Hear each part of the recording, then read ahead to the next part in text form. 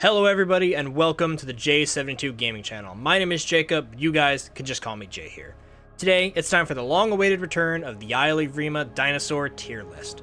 Now, I've done this in the past, but there were only about 8 creatures to rank back then, and since then we've had more playable species and a few updates that have really kind of shook up the gameplay of each of these creatures. Well, most of the creatures.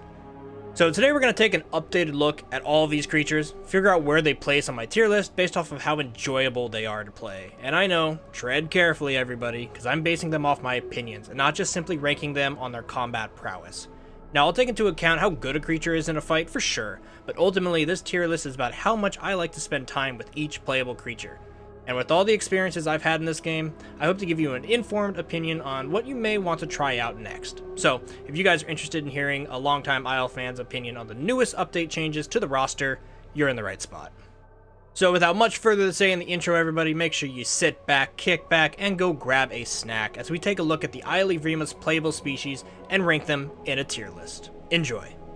Real quick everybody, before we dive into the ranking of our first creature, I do want to thank you all for checking out the video. These tier lists have done fairly well in the past, so it seems like you guys enjoy them. If you'd like to see how my opinions have changed, feel free to check out the original tier list from 2 years ago when the game was just kind of in an early state. And I welcome you all to subscribe to join the Sauropod Squad, as I like to make these videos from time to time as the game updates and we get new ways to enjoy the dinosaurs out here in Isla Spyro. Thanks again. Alright, and now let's actually dive into the tier list. I'm thinking we start with the fan favorite, yeah? Omniraptor time. Alright, right off the bat here, let's place the Raptor in A tier. The Raptor, I feel, is a great place to start on this tier list because I think this creature doesn't really do anything wrong, but I do think there are a few creatures we can play that have a bit more going for them overall. However, as far as the group play goes, and by that I mean being in a group of like 3 or more players, I do think that the Raptor would be S tier, as running around in a pack is one of the most enjoyable ways to experience the Isle. The Raptor here is one of the oldest playables we've had available, alongside the Tenatosaurus, so it's gone up and down in my interest levels over the years, but rarely have I ever thought, yeah, no, playing the Raptor sucks, you know what I mean? So once they added the pounce mechanic, and the gameplay of this little small theropod really kind of came into its own. And although we've had ups and downs as far as the balancing of the pounce goes, running around in a pack, jumping on giant stegos or carnos, it's always been great fun. And if this was a tier list of which creatures are the most fun to attempt to nest in hatchlings to get like a large group together, well, none would come close to the enjoyment of the Omniraptor.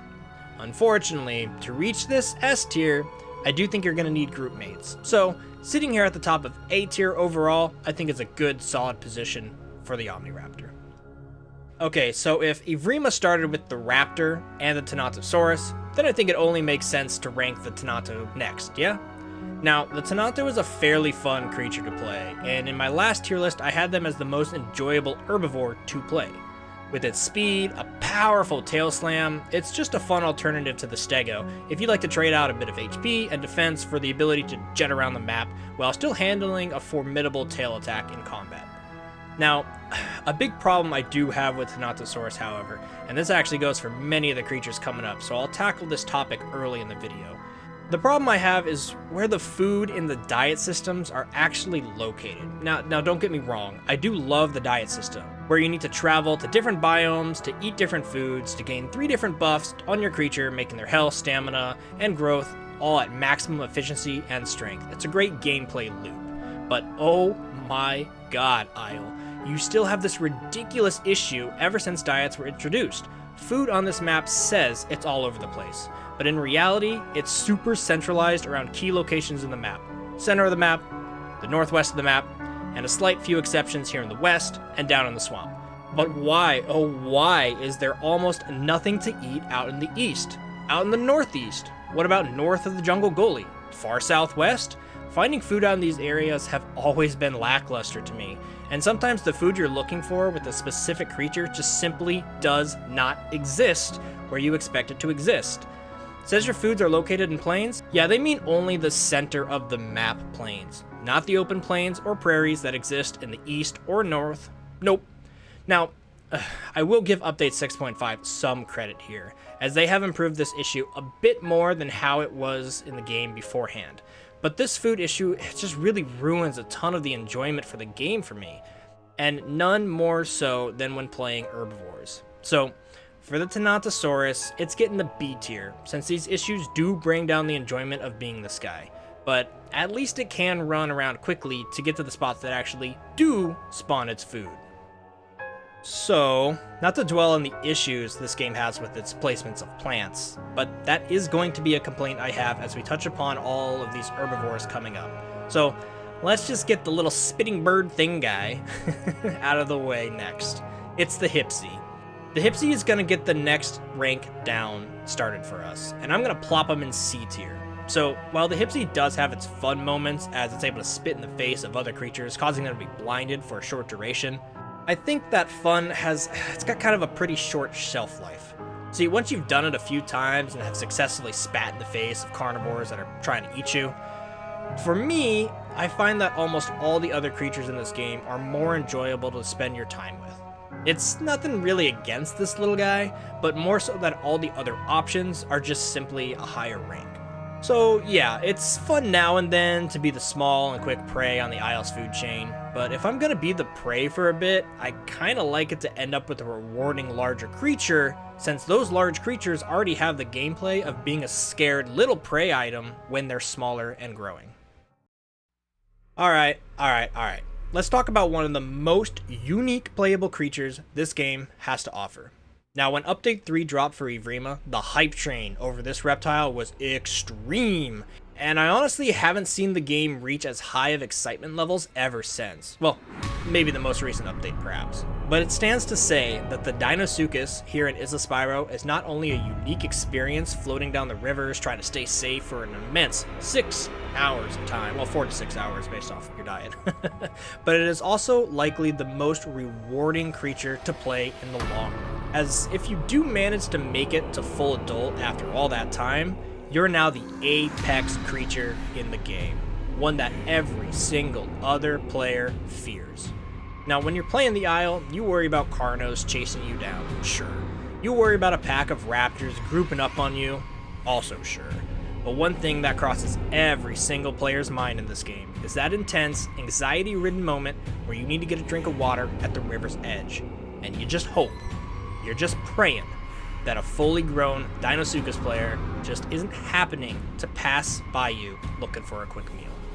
So, while honestly not for everybody, since the Deinosuchus does take so damn long to grow, I think it's an experience everybody should at least attempt once while playing this game, as it's one of the most immersive experiences this game has to offer. The Dino is S tier, no doubt in my mind.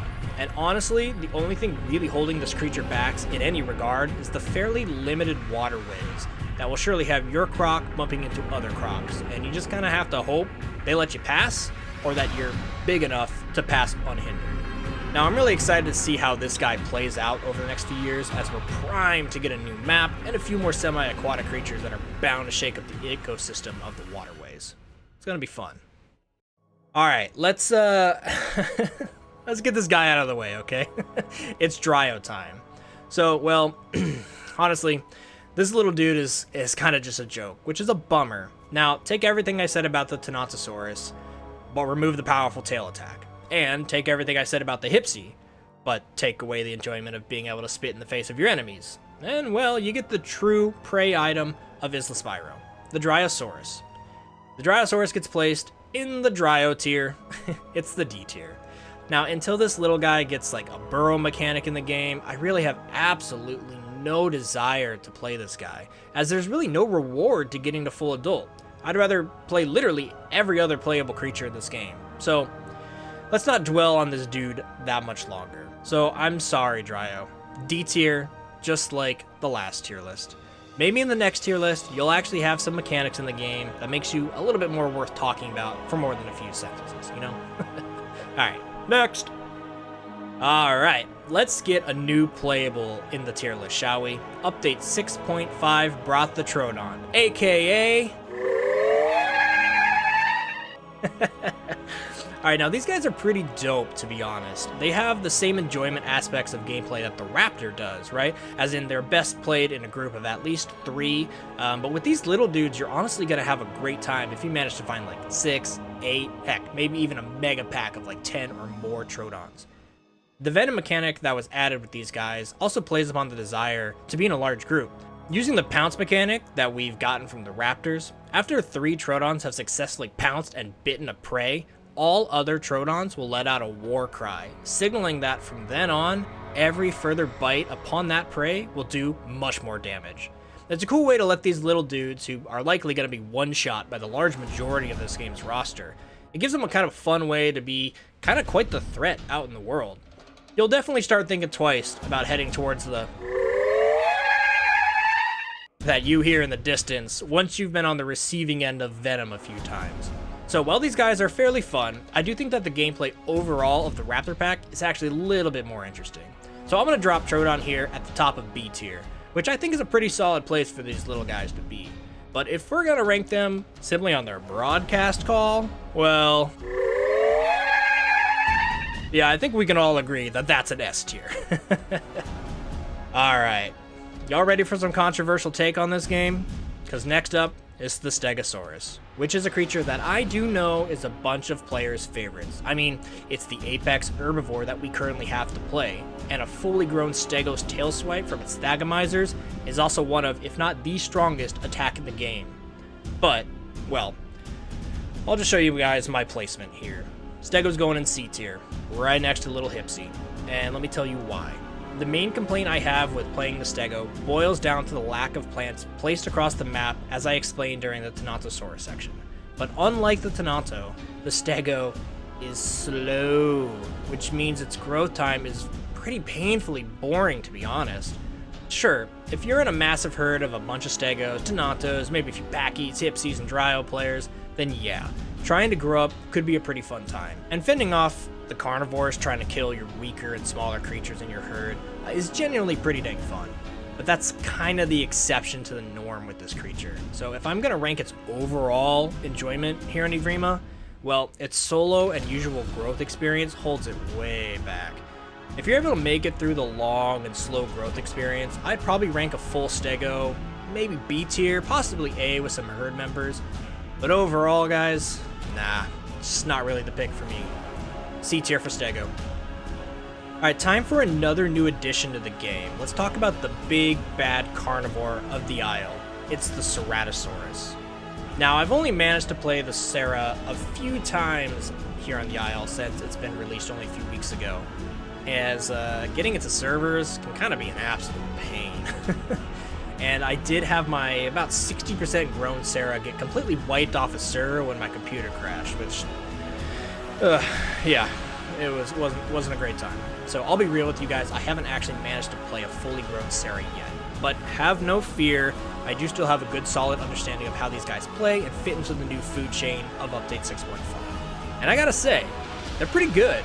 I'm giving Cera A tier, just behind the Raptors. You see, playing the Cera is similar to the Deinosuchus, as when you're growing, you're extremely weak and very vulnerable to larger creatures or pack hunters. However, manage to get this guy to full adult, and you're packing the roar and presence every single other player, including other Ceras, absolutely fear right now in Update 6.5. And that's pretty cool.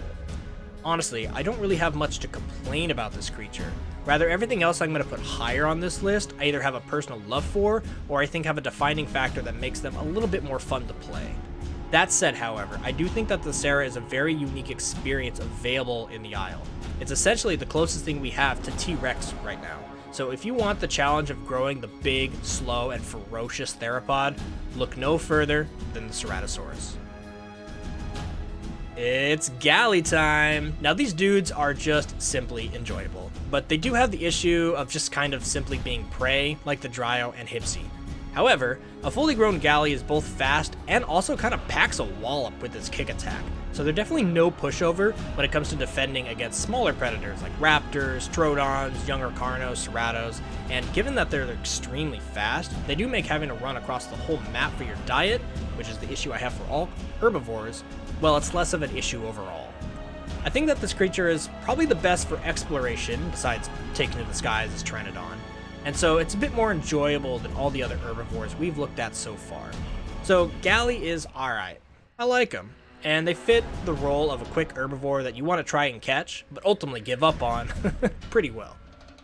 So I'm going to put them up here in front of Tenato in B tier.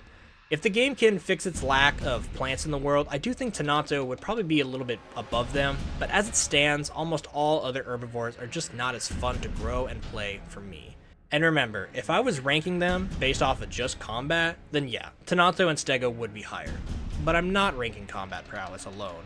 I'm ranking them based off how fun they are across the entire time you play them, from hatchling to full adult. And those Herbies just fall a bit flatter than the Galli for me. B tier for Galli. There is, however, an exception to this herbivore problem Evrima has, and I'm happy to say that the Pachycephalosaurus is actually really enjoyable. Now they do suffer from the placement of plants like the other Herbies, sure, but they really only need to be in the center, the northwest, and the west of the map for their diets, which, coincidentally, is where the diets actually do spawn. So finding the diet is usually not nearly as much of an issue compared to the other herbivores.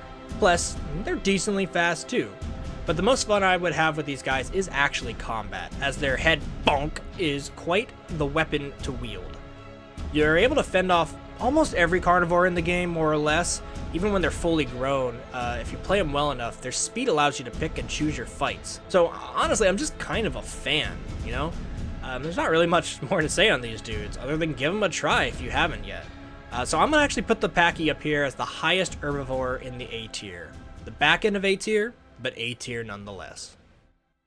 Alright, let's get to talking about our last newest addition to the game for this tier list, the Beipiaosaurus.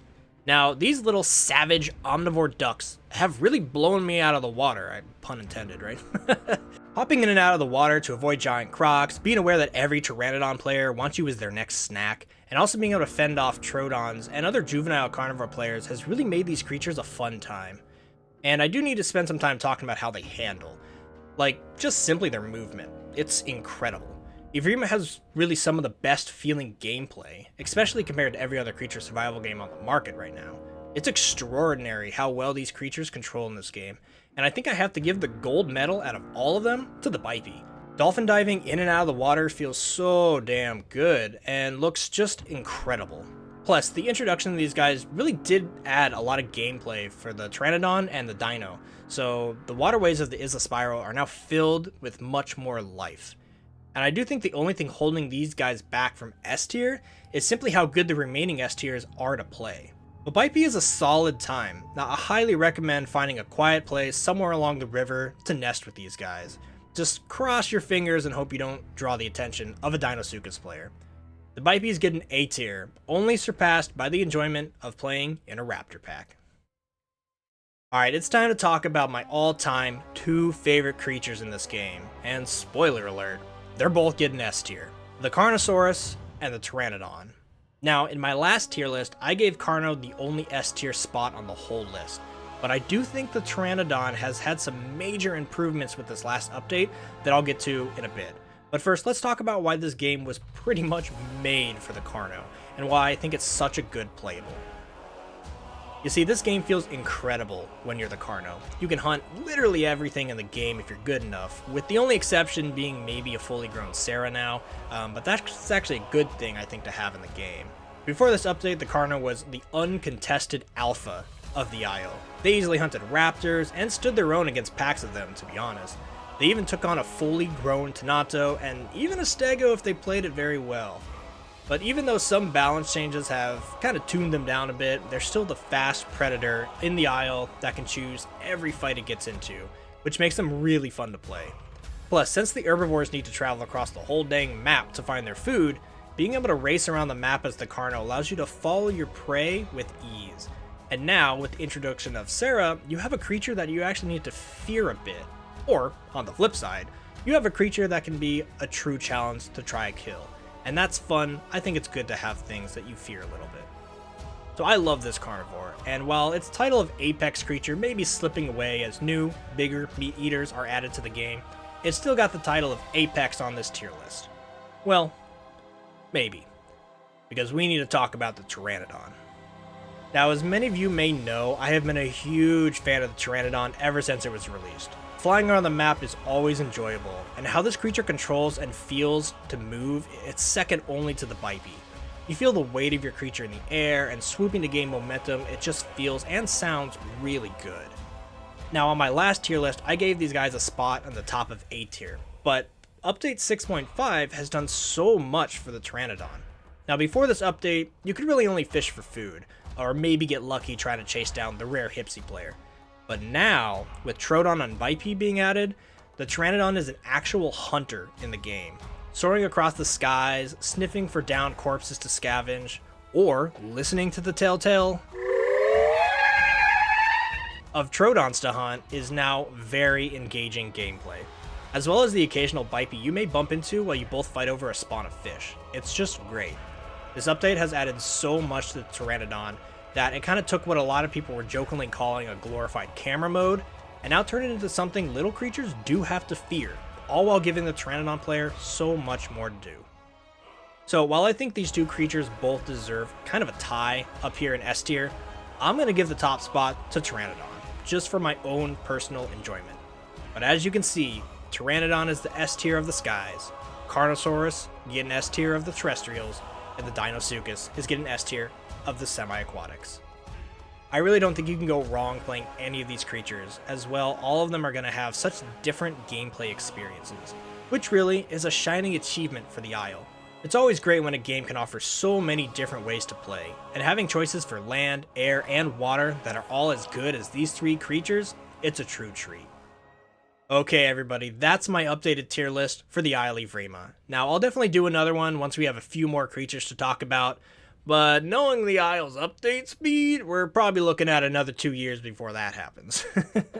So I do hope you guys enjoyed this episode. If you're interested in more Isle discussion videos, stay tuned for my next big video, which is an update on my video comparing the Isle of Rima with its main competitor, Path of Titans, which will be out sometime soon after this video.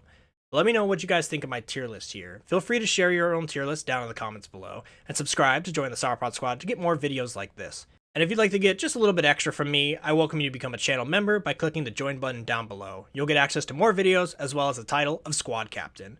We also have a Discord link down in the description if you'd like to chat with me and the rest of the squad. Alright folks, that's the tier list. I hope you enjoyed it, but until next time, I have been Jay, and I hope you all have a great rest of your day. Peace out.